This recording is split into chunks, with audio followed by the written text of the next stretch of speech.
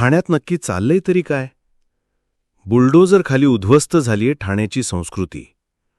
ठाणेकर शांत. ऐतिहासिक शिवाजी मैदानातील घड्याळ टॉवर जमीनदोस्त, तरीही ठाणेकर गप्प. जबाबदार कोण? शासन? प्रशासन? लोकप्रतिनिधी? की अदृश्य शक्ती? स्थानिकही अनभिज्ञ. 3 रात्रीत झाला गेम.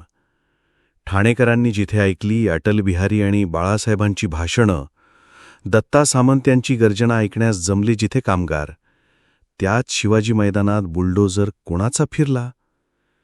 ठाण्याच्या नव्या राजकारणात नामकरण झालेला धर्मवीर टॉवर कोणी जमीनदोस्त केला? ठाण्यात नेमके चालले तरी काय? निदान स्थानिक ठाणेकरांना तरी समजू द्या.